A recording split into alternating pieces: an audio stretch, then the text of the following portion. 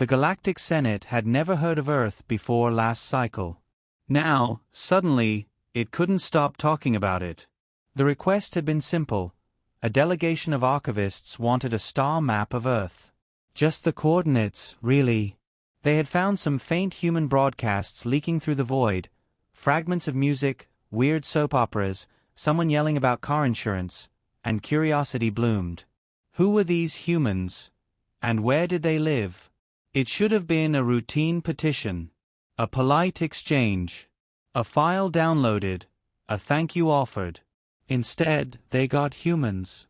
"Let me get this straight," said Senator Kroll of the Vaith Dominion, as he peered down at the polished delegation platform. "We ask for a map. And you bring us... what is this?" The human smiled. Always smiling. That unsettling, teeth-baring expression that looked halfway between friendliness and threat. His name was Ambassador Marcus Hale, though the title Ambassador seemed inadequate. His suit was crisp, his tie neat, and in his hand he held a device that projected an elegant hologram of Earth's continents. "A map, Senator," Marcus said smoothly. "But not just any map. What you're seeing is Google Earth, 3D, satellite corrected, updated every few hours. You can zoom in anywhere. Pick a city, a street. Why, if you'd like, we can even show you what restaurants are open nearby." The Senate chamber rippled with unease. Maps, in their tradition, were political artifacts, carefully neutralized, stripped of strategic detail. What the human displayed was intimate. Terrifyingly intimate. "And this, Google, what is it?" asked Councillor Drecht of the Iltari, his voice half awe, half suspicion. "Oh, just one of our harmless little data engines," Marcus said with a wave of his hand. "Think of it as a galactic librarian with a caffeine addiction. It indexes everything. Roads, weather, people's favorite pizza toppings." He leaned forward just enough for the senators to notice the sharp glint in his eyes. "It knows more about Earth than Earth itself sometimes." Kroll's mandibles clicked. "We did not ask for this overwhelming surveillance." "Of course you didn't," Marcus said cheerfully. "That's the human way. We give you more than you asked for. It's a cultural quirk. You ask for directions, we give you GPS, traffic updates, and the number of gas stations along the way. You ask for a map, we give you global positioning satellites, algorithms, and live tracking." There was a pause. Long, heavy. Even the chamber's air recyclers seemed to hush. "And what is GPS?" Marcus's smile widened. "Global Positioning System. 24 satellites. Always watching. You'll love it. It tells you exactly where you are. Anywhere. Even if you don't want to be found." A shiver passed across the chamber. Some senators glanced uneasily at their aides. Others tapped frantically at their datapads, trying to understand how such a system could even exist without collapsing into tyranny. That was the moment Marcus chose to lower his voice, just enough to make them lean in. "Oh, and one more thing," he said politely. "We brought a ship too. Parked it outside your moon. Just to demonstrate coverage." They hadn't noticed it at first. The human ship. Not sleek like the Zerati frigates. Not angular like the Dominion destroyers. It loomed in orbit like an industrial fortress. Dark gray hull, massive antenna arrays, ugly engines bolted together with no concern for aesthetics. The ship was tagged on sensors as USNS Resolute, though its registry codes looked fake, scrambled, improvised.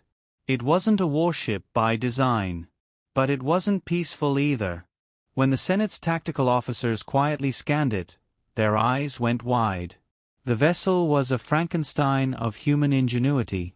Civilian transport hull, repurposed missile platforms, improvised shielding, civilian nuclear reactors retrofitted with military-grade fail-safes. And at its heart, an absurdly powerful data core broadcasting GPS coverage across half the Senate's territory. One officer whispered, "This isn't a ship. It's a Weaponized map. Back in the chamber, Kroll tried to recover his dignity. Ambassador Hale. This is highly irregular. Sharing such intimate knowledge of your world is strategically suicidal. Why would you? Oh no, Senator, Marcus interrupted gently. It's quite the opposite.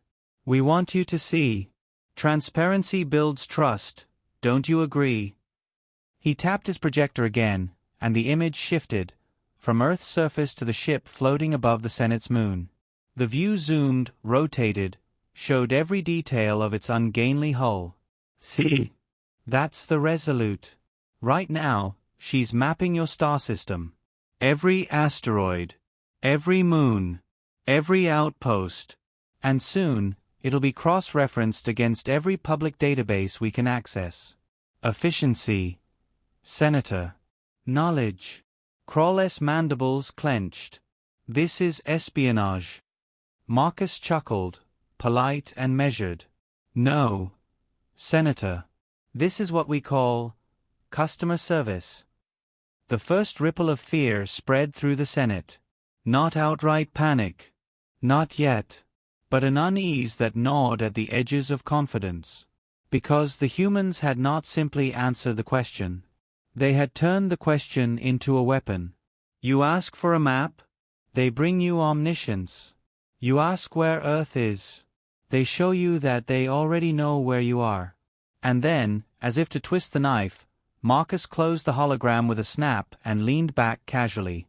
Anyway, he said, in that infuriatingly cheerful tone, that's the basic package. If you'd like, we can upgrade you to Google Maps Premium. Includes traffic data and street view. You can even see what color your neighbor painted his house last week. No one laughed. But there was one more thing.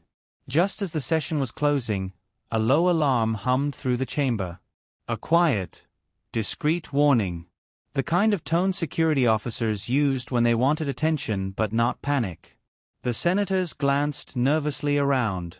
Report, snapped Kroll. A trembling aide stepped forward. Sir, the human ship just pinged our defense satellites. It overrode their targeting subroutines. And then it politely turned them back on. Marcus smiled warmly. Ah, good. The software patch worked. The chamber erupted in shouts. The alien Senate realizes that humanity has not only revealed its location but already infiltrated their defense systems.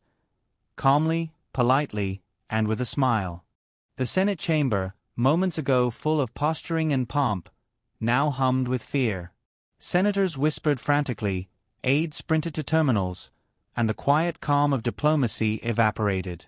Marcus Hale, still smiling, poured himself a glass of water from the pitcher at his table. He drank slowly, as though he had all the time in the world, then placed the glass down with surgical precision. Let's keep this civil, he said, voice soft but carrying across the chamber. After all, you did ask for a map. I'm only ensuring it works in real time. Kroll slammed a claw against his console. You dare tamper with our defense satellites? That is a declaration of war. War. Marcus tilted his head. Oh no, Senator. That's a bug fix. Your satellites had terrible software hygiene, no encryption worth a name, outdated firmware, inconsistent redundancy. If you'd like, I can forward the patch notes. Consider it complimentary IT support. The casual tone landed like a hammer. Every species present knew what tampering meant. Not only had the humans broken into their defense network, they had done it so cleanly that the only evidence was the human ambassador's confession. Counselor Drecht of the Ultari leaned forward, his gill slits flaring. Why? His voice trembled. Why show us this power so openly? Marcus spread his hands. Because humans dislike misunderstandings. You wanted to know where Earth was. Now you know. And you know what we are capable of when you come knocking. Transparency. Counselor. It's polite. That word again, polite. It hung in the air like a blade wrapped in silk. The chamber doors hissed open. A junior security officer approached, pale under his scaled skin. He whispered something into Drek's ear. The counselor stiffened, then turned to the chamber. The human vessel is not transmitting weapon signatures. But it has capacity. Heavy launch bays. Modular missile racks. Their systems are not hidden, they are disguised as civilian. And yet, he trailed off, visibly shaken. Marcus interjected smoothly. The Resolute isn't a warship. It's a survey vessel. She maps, records, archives. The missile racks? Defensive. Only. The reactors? Overclocked because we like efficiency. The encryption bypass? Well, security through obscurity has never been a strong policy, has it? He let the words hang, then added with a smile, but if you insist on calling her a warship, I won't correct you. Senator Vera of the Tolari, Elegant and Serpentine, finally spoke. Her voice was quiet, but every syllable cut with precision. You arrived uninvited. You tampered with Senate defense systems. You broadcast surveillance of your own planet as if daring us to strike. Tell me, Ambassador Hale, are humans mad or merely reckless? Marcus's smile thinned. Neither. Senator.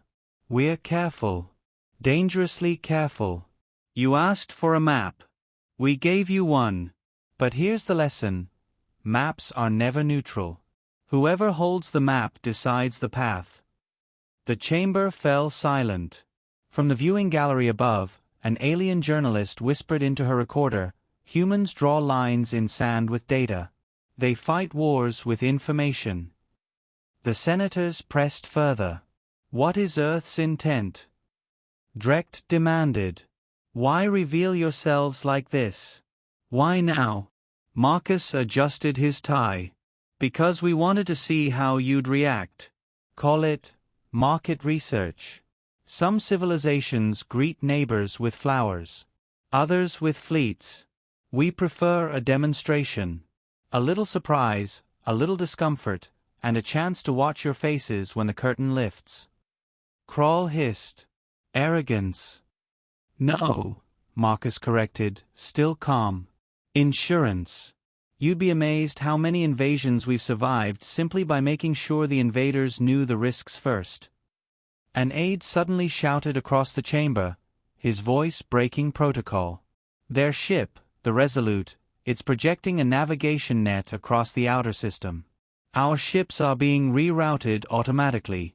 Their coordinates are shifted. Every senator froze. Marcus clasped his hands together. Excellent. The overlay is functioning. You'll find your travel time is down 12% already. Safer routes, fewer collisions, less fuel waste. You're welcome. You control our lanes. Kroll roared. I optimize them, Marcus said pleasantly. And don't worry, you'll get the premium subscription rate. First month free. The irony was unbearable. The chamber seethed. They had asked for a simple set of coordinates, a location on a map, and instead the humans had given them omnipresence, surveillance, and now, control of their own traffic lanes. And they acted as if it was kindness. Senator Vera leaned forward again, voice quiet but dripping with venom. You want us to believe this is goodwill? That humanity, unknown and untested, simply gives away power with no strings? Marcus finally let the smile fade. His voice lowered, each word crisp and deliberate. Senator, humans don't give without strings. We give with ropes. And we wait to see who hangs themselves first. The silence that followed was absolute. Above the chamber, in orbit, the Resolute shifted position ever so slightly. Its ugly silhouette caught the light of the nearby star, casting a long shadow across the Senate's moon. Every defense officer watching the feed swallowed hard. The message was clear. Humanity had not come to ask for trust. They had come to remind the galaxy that the age of secrets was over. Back in the chamber, Drek whispered, barely audible. This is not diplomacy. This is a threat wrapped in courtesy." Marcus leaned back, smile returning as if it had never left. "Now you're starting to understand the human way." The Senate receives an urgent encrypted alert. One of their frontier systems has just gone dark, its navigation relays replaced by human signals. The Resolute isn't just mapping this system. It's mapping all of theirs. The encrypted alert hit the Senate floor like a physical blow. Crawler's aide whispered into his ear, mandibles trembling. "Frontier System Theta 9. Communications severed. Their NAV buoys are broadcasting on human frequencies. The traffic grid is rerouted. Every ship now runs on their system." The words spread across the chamber like sparks in dry grass. Delegates turned pale. The idea was unthinkable. A species no one had heard of a cycle ago had not only infiltrated Senate systems but was now replacing them. Marcus Hale didn't flinch. He sat at his table, hands folded neatly, smile serene. "You seem alarmed," he said gently, as though commenting on the weather. "Please, allow me to clarify. We are not taking your systems. We are upgrading them. Think of it as patching a galaxy full of bugs." "You dare call this an upgrade?" Kroll snarled, claws scraping metal. "You have hijacked our infrastructure. You've made yourselves indispensable in a matter of hours. This is conquest." Marcus's eyes narrowed, though his smile never wavered. "Senator, if humans were conquering you, you would know. This is convenience. And I promise you, convenience is more addictive than conquest." The room boiled with voices, overlapping accusations. Espionage. Violation of sovereignty. Acts of war. Marcus rose slowly, and the noise stuttered into silence. He walked to the center of the chamber, unhurried, his polished shoes clicking against the marble floor. He projected calm mastery, a man who had expected every outburst. "Look at yourselves," he said, gesturing to the rows of delegates. "You fight to keep your systems fragmented. Your maps are outdated, your routes inefficient, your defenses laughable.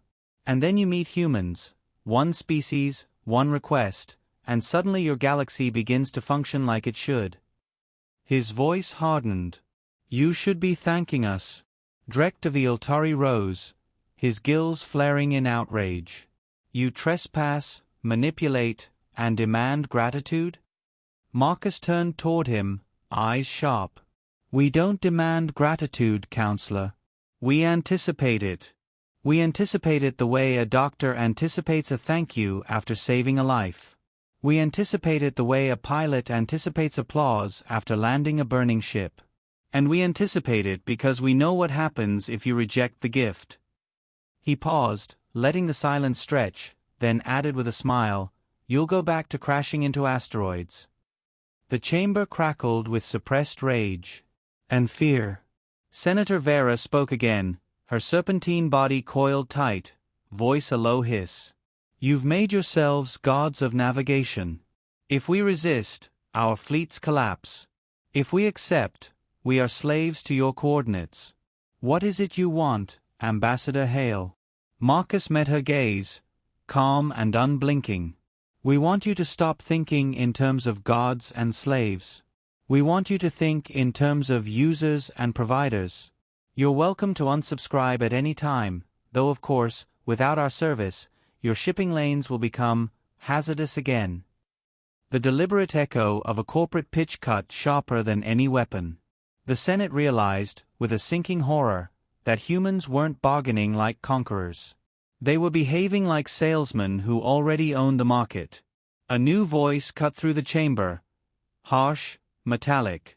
A transmission, projected onto the central dais. It was the governor of Theta 9, face pale and drawn. "They're everywhere," he said, voice breaking. "Our buoys, our comms, even the planetary grid, it all routes through them now. And the strange thing is, it works better. Fuel costs dropped 20% overnight. No pirate raids, their system reroutes ships around danger before it even happens. It's efficient. Too efficient. The governor swallowed. But make no mistake. They own us. Silence swallowed the Senate. Marcus clasped his hands behind his back. Owned? No, Governor. Protected. We don't need territory. We don't crave your resources. Humanity learned long ago that the greatest power isn't in the land you hold, but in the data you control. Maps are not drawings, Governor. They are leverage. Whoever owns the map owns the journey. He let that sink in, then added lightly, You asked for a map of Earth. We've given you a map of everything. Panic finally cracked through the chamber. Senators shouted over one another, demands for sanctions, counterstrikes, emergency fleets. But beneath the fury was something colder. Helplessness. Because deep down, every delegate understood that a war of ships could be fought. But a war of information? Once you depended on someone's map, you could never truly rebel. Drecht leaned forward, his voice trembling. You've left us no choice. The Senate will move to isolate Earth, revoke your rights to entry, and dismantle your ship. Marcus tilted his head, eyes narrowing just enough to hint at danger. Dismantle the Resolute? By all means, Counselor. Please try. The chamber hushed again. Marcus raised a finger. But remember, every system she has touched now runs through us. Destroy the Resolute, and you'll collapse your own lanes, sever your own lifelines, scatter your fleets in blind space. You'll be navigating the void with paper charts while the rest of the galaxy enjoys turn-by-turn directions. The smile returned, razor-sharp. Do you really want to be the ones left behind? For the first time, true fear showed on Crawley's face. His mandibles twitched, but no words came. The alien delegates realized what humanity had done. In a single stroke, they had shifted the balance of power not through fleets, or armies, or weapons, but through dependence. Marcus returned calmly to his seat, collected his glass of water, and drank as though the session had been no more stressful than a business meeting. Now, he said quietly, setting the glass down, shall we talk about premium features? As the chamber seethes, an emergency alert flashes red across every console. Entire sectors of the galaxy are lighting up with human signals. The map isn't stopping at Senate space. It's spreading galaxy-wide, faster than anyone can react. The Senate chamber erupted in crimson light. Emergency alerts bled across every console, every datapad. Delegates clutched their comm links, whispering frantic orders to aides outside. Sector after sector flashed the same warning. Human navigation overlay detected. Signal spreading. Systems rerouted. It wasn't confined to Theta 9 anymore. It was everywhere. A trade nexus in the far rim. A mining cluster in the Dominion's core. A diplomatic hub near Iltari space. All glowing with the same signature. EarthNet. Impossible. Drecht shouted, slamming a webbed hand against the dais. They cannot expand so fast. They've been here for days. Marcus Hale rose once more, adjusting his cufflinks with studied calm. Correction. Counselor. We've been here for decades. You just noticed this week. The chamber froze. Marcus continued, voice as smooth as glass. Your comets. Your probes. Your derelict ships drifting in forgotten orbits. All those relics you thought were space junk? We've been seeding them with relays since our first deep space launches. We built the skeleton before you ever asked for the map. All we needed was your invitation to switch it on. The silence cracked under the weight of realization. The trap hadn't been sprung in days. It had been built patiently, invisibly, over lifetimes. Crawley's mandibles clicked furiously. Parasitic vermin. You weave yourselves into our systems, and when we pull you out, the galaxy bleeds. Marcus leaned forward, polite as ever. Not parasites, Senator. Infrastructure. Remove us, and you don't just bleed, you collapse. He paused, then added with a faint smile, Earth specializes in becoming indispensable. It's a survival trait. Ask any empire that's tried to invade us. The delegates were unraveling. Vera coiled tighter, scales glinting under the chamber lights. This is coercion. You hold us hostage with our own lifelines. Marcus's smile was sharp enough to cut steel. Not hostage, Senator. Partners. You asked for a map. We gave you the galaxy's nervous system. You're plugged in now. Pull the cord, and you'll find yourselves blind, deaf, and lost in your own backyard. The chamber doors burst open. A defense officer sprinted in, out of breath, his uniform disheveled. Senators, the Resolute has just transmitted itself across our fleet networks. Every capital ship now runs its coordinates through human channels. We can't disengage without disabling the vessels themselves. The uproar was instantaneous. Senators shouting, aides panicking, species that had once lorded over entire arms of the galaxy now reduced to confusion and fear. Through it all, Marcus stood unshaken. He tapped his datapad once, and the hologram above the chamber shifted, no longer Earth, no longer the Resolute. Now, it was them. The Senate's own star systems. Their fleets. Their stations. Every route, every hidden base, every private corridor, all projected with precision that no one outside their highest security circles should possess. The chamber collectively stopped breathing. Marcus folded his arms, speaking in that maddeningly polite tone.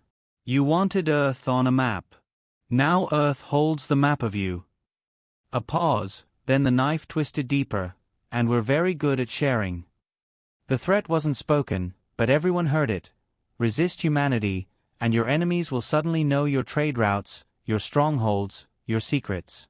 Drecht whispered, voice cracking. Why? Why reveal yourselves only to tighten a noose? What does Earth gain from this madness? Marcus gave a soft laugh. Gain? Counselor, this isn't about gain. It's about deterrence.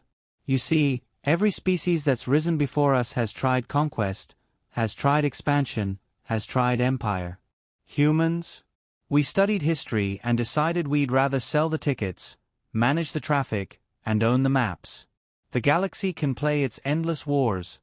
We'll be the ones drawing the borders. His eyes sharpened.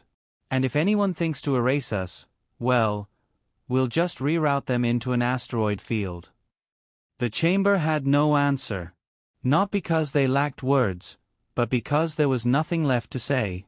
Humanity hadn't conquered them with fleets or firepower.